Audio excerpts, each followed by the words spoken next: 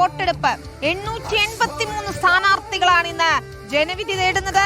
നെഞ്ചിടിപ്പോടെ ഓരോരുത്തരും കാത്തിരിക്കുകയാണ്. 33,470 പോളിംഗ് ബൂത്തുകൾ സജ്ജമാണ്. കന്നി വോട്ടർമാർക്കായി പോളിംഗ് ബൂത്തുകളിൽ കോഴിക്കോടൻ ഹൽവയുണ്ട്, മറക്കേണ്ട. അപ്പൊ കന്നി വോട്ടർമാർ ഹൽവ ചോദിച്ചു വാങ്ങി കഴിച്ചോളൂ. പാലക്കാട് BJP വോട്ടിന് കോഴ നൽകിയെന്ന ആരോപണം ദൃശ്യങ്ങൾ പുറത്തു വന്നതിന് പിന്നാലെ പോലീസ് കേസെടുക്കുകയും ഒക്കെ ചെയ്ത പ്രത്യേക സാഹചര്യമുണ്ട്. ഏതായാലും നെഞ്ചിടിപ്പേറ്റുന്നു മുന്നണികൾക്ക് ഓരോ നിമിഷവും. ഒരു കാര്യം കൂടി പറയട്ടെ, കേരളത്തിനൊപ്പം അസമിലും പുതുച്ചേരിയിലും കൂടി ഇന്ന് വോട്ടെടുപ്പ് നടക്കുകയാണ്. അപ്പോൾ 140 മണ്ഡലങ്ങളിൽ നിന്നും ഞങ്ങളുടെ പ്രതിനിധികൾ തയ്യാറാണ്. ഓരോ നിമിഷത്തെയും അപ്ഡേറ്റുകൾ, പോളിംഗ് പെർസെന്റേജുകൾ എല്ലാം റിപ്പോർട്ടറിൽ പ്രേക്ഷകർക്ക് കാണാനാകും. എവിടെയും പ്രശ്നങ്ങൾ ഉണ്ടാകാതിരിക്കട്ടെ. ജനാധിപത്യത്തിന്റെ മഹത്തായ ഉത്സവത്തിൽ എല്ലാവരും പങ്കാളികളാകണം, വോട്ട് രേഖപ്പെടുത്തണമെന്ന് ഒരിക്കൽ കൂടി ഓർമ്മിപ്പിച്ചുകൊണ്ട് ഞങ്ങൾ പ്രതിനിധികളിലേക്ക് പോവുകയാണ്. ആദ്യം പോകുന്നത് ഞങ്ങളുടെ തിരുവനന്തപുരം റീജിയണൽ ചീഫ് TV പ്രസാദിലേക്കാണ്. ഏറ്റവും വാശിയേറിയ മത്സരം നടക്കുന്ന വട്ടിയൂർക്കാവിലാണ് TV പ്രസാദ് ഉള്ളത്.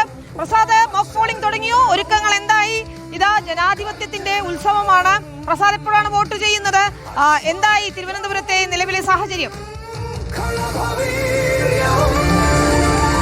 ഗുഡ് മോർണിംഗ് വിനീത. പറഞ്ഞതുപോലെ അതിശക്തമായ തെരഞ്ഞെടുപ്പാണ് ഇത്തവണയുള്ളത്. അതിൽ തന്നെ ശക്തമായ ത്രികോണ മത്സരം നടക്കുന്ന വട്ടിയൂർക്കാവ് നിയമസഭാ മണ്ഡലത്തിലാണ് ഞാനിപ്പോൾ നിൽക്കുന്നത്.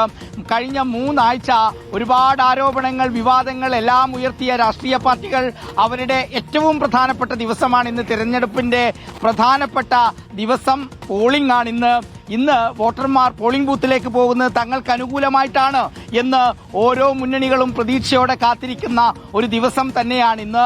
നമ്മൾ പറഞ്ഞതുപോലെ ഇന്നത്തെ ദിവസം 3 മുന്നണികൾക്കും ഏറെ നിർണായകമാണ്.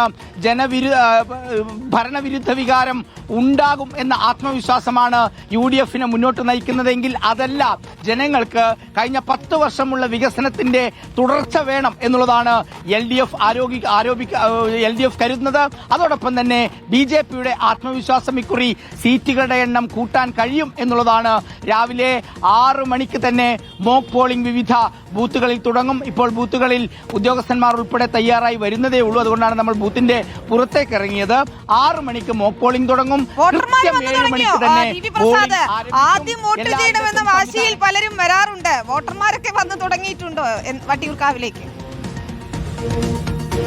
ഇല്ല, വട്ടിയൂർക്കാവ് മണ്ഡലത്തിലെ ഒരു ബൂത്തിന് പുറത്താണ് ഞാനിപ്പോൾ ഉള്ളത്. ഇവിടെ ഇപ്പോൾ ഉദ്യോഗസ്ഥന്മാർ ഉൾപ്പെടെ തയ്യാറായി വരുന്നതേ ഉള്ളൂ. സമയം 5:40 ആവുന്നതേ ഉള്ളൂ. 5:30ക്ക് നമ്മൾ പോകുന്ന സമയത്ത് തയ്യാറായി വരുന്നതേ ഉള്ളൂ. 6 മണിക്ക് മോക്ക് പോളിംഗിന് മുമ്പ് നമുക്ക് അവിടെ എത്താം.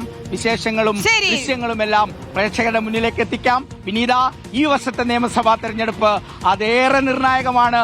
LDF ജയിച്ചാലും UDF ജയിച്ചാലും NDA കൂടുതൽ സീറ്റുകൾ പിടിച്ചാലും എല്ലാവരും പോളിംഗ് ബൂത്തിലേക്ക് ഈ തിരക്കിനിടയിൽ വോട്ട് ചെയ്യാൻ പറ്റുമല്ലോ അല്ലേ?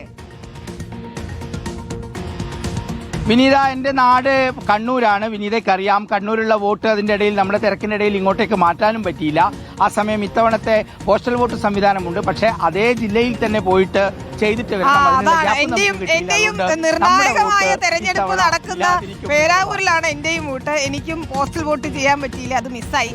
ഈ പോസ്റ്റൽ വോട്ടിന്റെ പ്രതിസന്ധിയൊക്കെ ഏതാണ്ട് ഇന്നലത്തോടെ പരിഹരിച്ചെന്ന് തോന്നുന്നു അല്ലേ തെരഞ്ഞെടുപ്പ് കമ്മീഷൻ?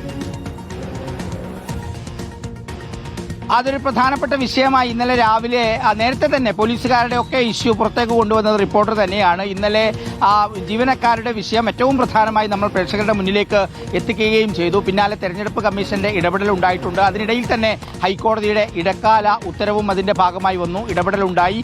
പരമാവധി ആളുകൾക്ക് വോട്ട് ചെയ്യാൻ കഴിഞ്ഞു എന്ന പ്രതീക്ഷയാണ് ഉള്ളത്. ഉച്ചയോടുകൂടി ഏതാണ്ട് ആ പ്രശ്നങ്ങൾക്ക് പരിഹാരമായിട്ടുണ്ട് എന്നാണ് കരുതുന്നത്. വിനീത, ശരി. TV പ്രസാദ്, വീണ്ടും അപ്ഡേറ്റുകൾക്കായി എത്താം. അവിടെ മോക്ക് പോളിംഗ് തുടങ്ങുമ്പോൾ നമുക്ക് TV പ്രസാദിലേക്ക് വീണ്ടും എത്താം.